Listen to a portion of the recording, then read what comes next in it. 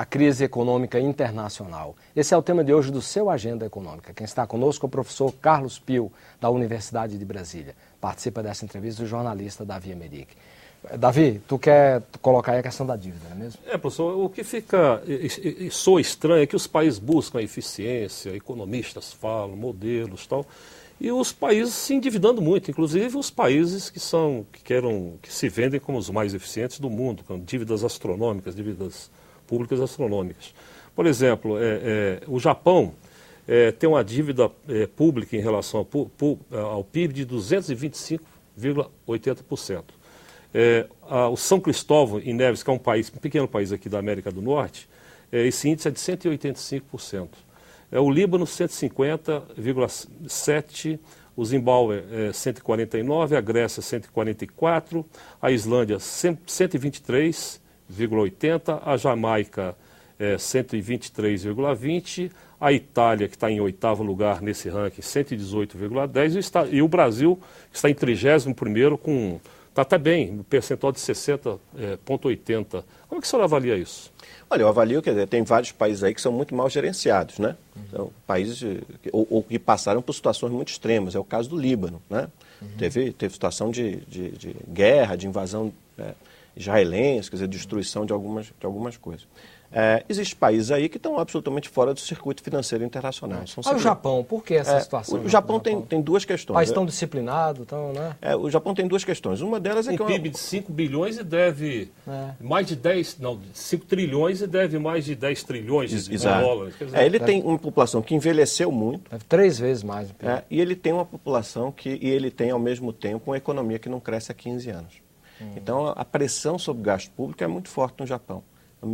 Por mais que seja um país disciplinado do ponto de vista de vários aspectos, ele, do ponto de vista fiscal, tem uma situação. Agora, o número do endividamento não dá para a gente a clareza sobre a capacidade, o que é importante, que é a capacidade de fazer acreditar aos credores que é possível pagar, que você vai pagar. Então, ninguém tem essa dúvida em relação ao Japão, que tem uma moeda, que é moeda de reserva, para uma pequena porcentagem, mas 10% das reservas mundiais são feitas em iene, né? 25% em euro, 60% em dólar, né? Então, mesmo com essa situação fiscal, as pessoas ainda acreditam na força do iene e continuam rolando a dívida japonesa, né? Então a situação por si só, por exemplo, Itália, no quadro que foi dito, não é uma situação tão terrível assim. A situação italiana melhorou bastante nos últimos anos. Ela já teve uma dívida superior a 160% do PIB, né? Então tem diminuído. A Espanha sequer aparece no quadro, né? A Grécia, eu falei um pouco antes, tem uma situação de péssima gestão macroeconômica há muitas décadas. Quer dizer, a Grécia jamais caracterizou como um país com gestão econômica racional. Talvez a gente possa fazer a brincadeira, né, de que a Grécia é o mais latino-americano dos países europeus, né? Então, nesse sentido, são razões diferentes, mas a pressão pode ser igualmente forte sobre a necessidade de reformar. Quer dizer, praticamente todos esses países, Japão entre eles, precisa aumentar drasticamente... O Brasil está bem sendo o 31º e está com essa relação de apenas 60,80%. Lógico, está bem, está muito melhor do que era no passado, e boa parte desse endividamento aí, ou quase todo ele, é em moeda... Todo o endividamento do governo brasileiro é em moeda local. A maior parte, quase a totalidade da dívida externa é privada, né? O que não significa dizer que o governo pode ser irresponsável, porque para que uma empresa privada pague a sua dívida externa, ela precisa juntar reais, levar a autoridade monetária, ao Banco Central, trocar por dólar, então precisa ter o dólar lá. E para ter dólar lá, precisa ter uma economia bem gerenciada. De grego aí, falar que tem... De maneira nenhuma, exatamente, de maneira nenhuma. Professor, o senhor falou aí rapidamente sobre a questão dos movimentos sociais, quer dizer... uma vez que o governo passa a determinar aqueles ajustes, né, nas contas públicas, começa a demitir pessoas, começa a mexer na questão da aposentadoria, aumentar, dilatar o prazo, a idade mínima para a aposentadoria, o tempo de contribuição, coisa desse tipo, como nós estamos vendo na Grécia hoje, um pouco na Espanha, quer dizer, uma revolta popular, principalmente na Grécia, pessoas revoltadas indo para a rua, confronto com as polícias e tudo. Como é que fica a questão da governabilidade desses países, tendo como cenário esse sonho da União Europeia, de um bloco unificado, coeso, harmônico? Leval, é uma pergunta importante. A gente precisa separar algumas coisas aqui. Primeiro, é que a crise econômico-financeira europeia, grega, espanhola, portuguesa, irlandesa, ela se torna uma crise social, mas é a crise social dos ricos. Quem mais vai ser punido nesses países são funcionários públicos que ganhavam salários muito superiores à média nacional. O cidadão mais pobre nesses países não está sendo necessariamente o mais prejudicado.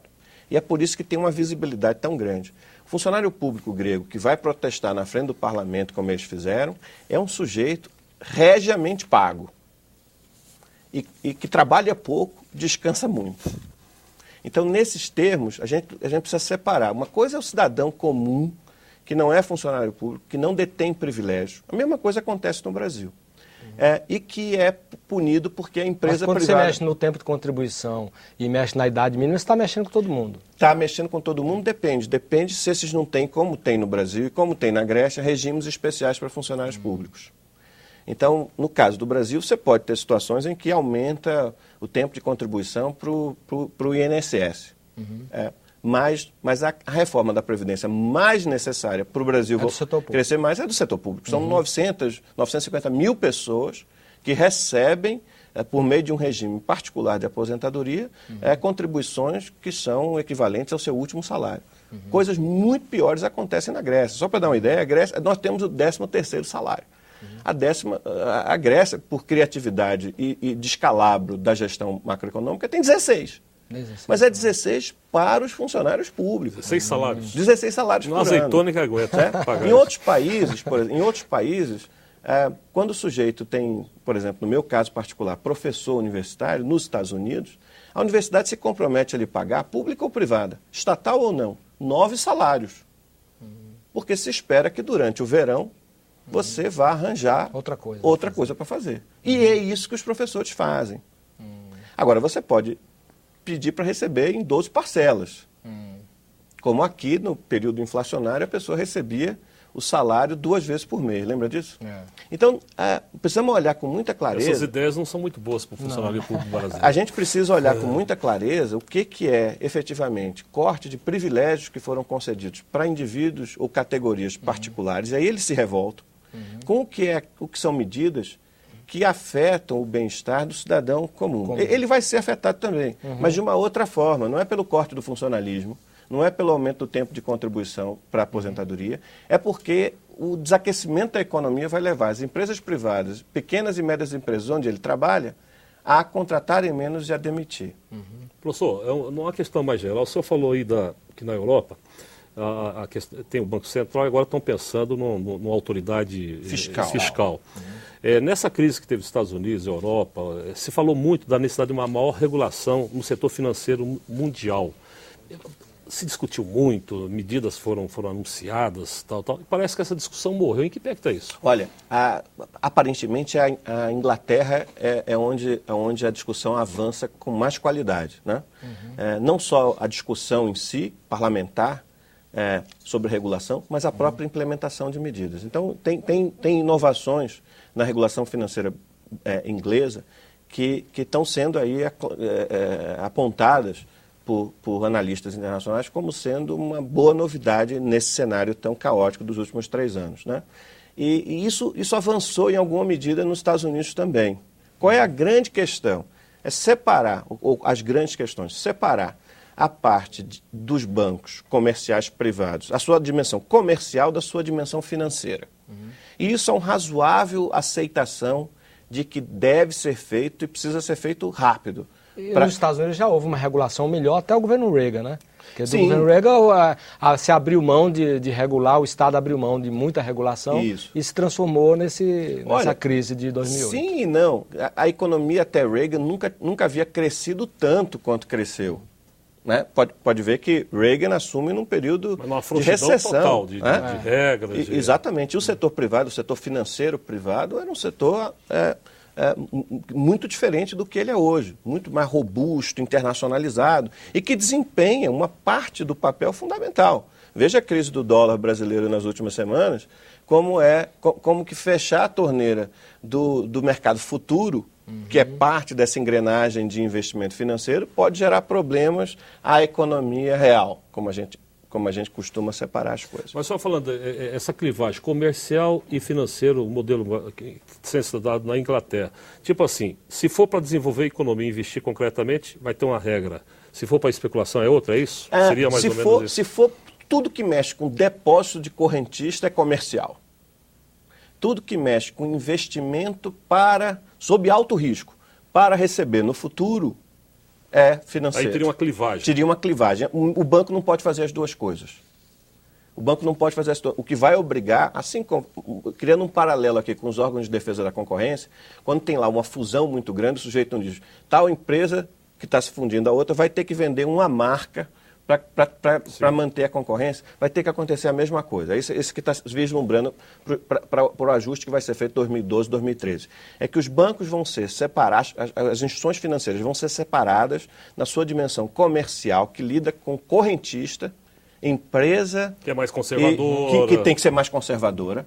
É onde tem a corrida bancária. Saúde, exatamente. Aposentadoria. E a outra coisa é o investimento que o próprio banco faz e faz a intermediação para produtos de altíssimo risco. Se quebrar uma carteira, não quebra outra. Não quebra outra. Se quebra uma dimensão, não quebra outra. Então, banco... E é isso que você fez referência. Até dos anos 30, até Reagan, existia isso nos Estados Unidos.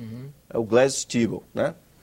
E isso foi alterado a partir dos anos 90, dos anos 80, com a reforma neoliberal, e gerou muito crescimento, muita inovação, muita coisa nova que permite o crescimento econômico, o crescimento da economia real, geração de emprego, financiamento saindo de um país e indo para o outro, para atividades produtivas. Agora, também abriu-se a possibilidade da criatividade... Da mega especulação. Da mega especulação.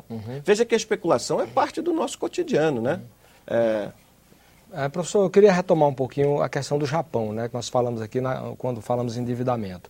O Japão perdeu recentemente aquela colocação de segunda economia do mundo para a China. Tá? Então ficou mais ou menos assim. Os Estados Unidos, o primeiro lugar, continua no primeiro lugar, muito distante dos outros, com 14,99 trilhões de dólares. A China com 6,46 trilhões de dólares, o Japão com 5,62 trilhões de dólares, caiu para o terceiro lugar. Aí vem a Alemanha com 3,127 trilhões. Quando tem nota a diferença da Alemanha para os Estados Unidos, né? 3 trilhões contra 14,9 trilhões, uma coisa absurda, né? Aí vem em seguida, no sexto lugar, Reino Unido, com 2,4 trilhões, o Brasil como a sétima economia do mundo, com 2,05 trilhões, a Itália com 1,88 trilhão, a Índia com 1,83 trilhão e a Rússia com 1,73 trilhão de dólares. Quer dizer, como é que o senhor vê essa questão do Japão? O Japão tem sido penalizado, inclusive, pela natureza, com cataclismos aí, inclusive que gerou em seguida problemas nucleares e tudo. Como é que o senhor vê como o Japão manter pelo menos o terceiro lugar nesse ranking aí, que o Brasil promete subir, inclusive, para quinto lugar em 2016. Quer dizer, e a repercussão disso na Ásia e no resto do mundo? Olha, é interessante pegar o gancho da questão da natureza no Japão, que você mesmo colocou. Por quê? Porque a taxa do PIB, quer dizer, o valor do produto nacional, reflete três coisas, basicamente. Recursos da natureza, terra de qualidade e clima, que afeta a produção de um monte de coisa, e minério e tudo mais. Gente, quantidade de pessoas e qualidade dessas pessoas, a produtividade que essas pessoas têm no manejo daqueles primeiros recursos. E o terceiro elemento é criatividade. é a capacidade de gerar novos produtos e novos processos que os outros querem adquirir. Então, quando a gente olha essas três dimensões e a gente pega a distribuição do PIB nesses países, como a gente fez aí no quadro, a gente vai ver que o tamanho da China é maior do que o Japão, mas a China tem 1,6 bilhões de pessoas e o Japão tem 300 e poucos milhões, né? Os americanos têm 300 milhões de pessoas e têm um PIB que é ainda mais de 2 vezes o da China. Quer dizer, os Estados Unidos têm 1/5 da população e um território que é apenas marginalmente maior do que o da China e tem que é o PIB um per PIB capita muito enorme. maior. Por isso que o PIB per capita vai ser tão superior. Então, onde é que eu quero chegar com isso? É que nenhum japonês perdeu noite de sono porque o PIB chinês subiu. Como não aumentou minha conta corrente, minhas aplicações financeiras, porque o Brasil subiu de 10º para 7º e vai chegar a 5º até o final dessa década. Por quê? Porque isso aí não reflete de maneira nenhuma a distribuição de renda, nem o nível médio de renda. Porque a gente pode dizer que a China está crescendo porque está usando melhor os seus recursos, entre os quais a permissão para que empresas estrangeiras se estabeleçam lá para produzir, contratando trabalhadores, usando terra, usando a abertura do espaço econômico chinês e mais trabalhadores estão encontrando demanda para o seu trabalho e melhorando o seu poder de barganha salarial. Professor, tudo bem. O cidadão, por exemplo, lá da Bélgica ou do Japão, não precisa perder o sono por causa do PIB, porque o importante são as condições de vida dele. Mas do ponto de vista geopolítico, um país como a China, daquele tamanho, com mais de 1 bilhão crescendo a 10%, cria uma situação diferente em termos mundiais. Por exemplo, e é uma coisa que intriga, há uma certa abordagem no mundo ocidental que a China vai ter de enfrentar pela frente a questão democrática. Estão achando uma avaliação que a China vai caminhar em direção à democracia ocidental. Ou seja, o desenvolvimento da China necessariamente vai estar em direção à democracia ocidental. Coisa que a China nunca teve experiência democrática. Agora a gente pergunta, a China vem para os padrões ocidentais de liberdade, de democracia, isso é inevitável? Ou pode ocorrer o inverso, ou seja, o mundo, ao ver a China crescendo tudo, querer sacrificar alguns padrões de liberdade e de democracia para procurar caminhar um pouco na direção da China? Como você analisa isso? A gente não tem como dizer, mas a mudança das últimas 2 décadas é claramente no sentido da China se tornar menos comunista e mais liberal. Tanto do ponto de vista econômico... Que quer ser economia de mercado, quer que todos reconheçam. Mas também do ponto de vista político. Veja que a Constituição chinesa já reconhece a propriedade privada. Então, nesse sentido, a China volta a crescer porque ela se abre para o mundo e porque ela permite que empresas e indivíduos... Mas não está em construção alguma coisa entre o coletivismo que o senhor citou e a ideia de mercado que a gente conhece? Eu acho que não. Eu acho que existe, sim, ainda um coletivismo muito forte que é responsável por calcanhares de Aquiles muito profundos na China. O financiamento, por exemplo, dos bancos estatais chineses a empresas estatais chinesas é terrível e opaco. Ninguém sabe exatamente como é que é. A corrupção dentro do Partido Comunista, porque está vinculada ao funcionamento de empresas e bancos, é enorme. Uma outra coisa que tem muito a ver com o que você está dizendo é que a melhoria das condições de vida do trabalhador chinês aumenta também a capacidade de barganha desse sujeito junto às empresas e junto ao governo. A China já tem blogueiros que falam para o mundo inteiro. A China já tem... veja que não tinha turista chinês. O capitalismo não precisa temer a China, então. Não, a China é uma grande oportunidade. O capitalismo, quer dizer, o capitalista que teme a China é aquele que está produzindo uma coisa que não faz o menor sentido ele estar produzindo. Tem que produzir outra coisa. Da mesma forma que o trabalhador. Tem espaço para a China crescer e o mundo todo crescer, como tem sido as crescentes vendas de produtos e serviços do Brasil para o mercado chinês. Imagina quando a China começar a tomar café. É verdade. Professor, tem sempre um ditado chinês, nós estamos caminhando para o final do nosso programa, queria que o senhor avaliasse essa questão quer dizer, um ditado chinês que diz que a crise traz sofrimento, mas gera oportunidades. Quer dizer, é uma oportunidade esse momento de crise para que os países emergentes se aproximem mais dos 7 grandes países mais desenvolvidos do mundo? Depende de cada um das reformas que for capaz de fazer. não acabou de maneira nenhuma o imperativo de aumentar o estímulo à eficiência, à produtividade, ao conhecimento, à geração e ao uso do conhecimento que os outros já produziram.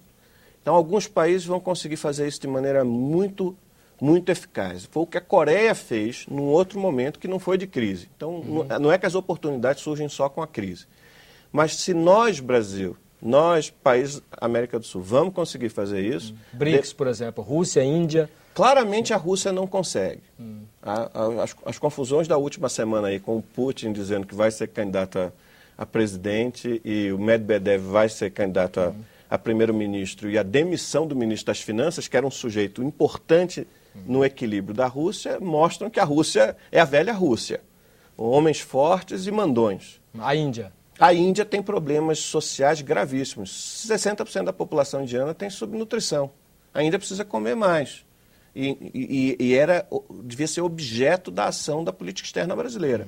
Vender mais produtos alimentícios para a Índia. Infelizmente, a gente achou que a Índia é nosso parceiro para bloquear o liberalismo do mundo. Na sua equação sobraram Brasil, a África do Sul e a China. Desses países, a China tem as melhores tem condições. Até tem momento mais estabelecido, mas tem que resolver problemas sérios, como a gente estava falando ontem.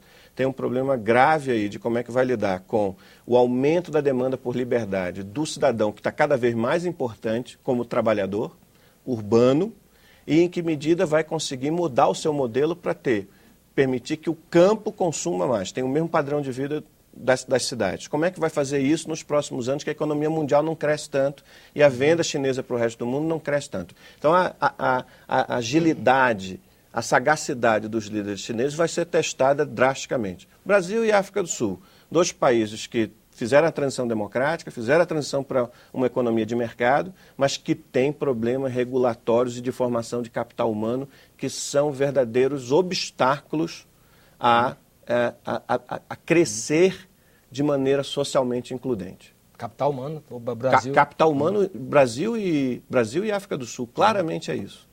E o Agenda Econômica fica por aqui. Se você tiver críticas ou sugestões ao nosso programa, entre em contato conosco pelo nosso portal www.senado.gov.br/TV. Você poderá também fazer download ou cópia deste e de outros programas da TV Senado. Nós agradecemos a entrevista e as informações que nos foram prestadas pelo professor Carlos Pio, do Instituto de Relações Internacionais da Universidade de Brasília, UNB. Agradecemos também a participação do jornalista Davi Meric. A você de casa que nos acompanhou, muitíssimo grato pela sua audiência. E até o próximo Agenda Econômica. Até lá.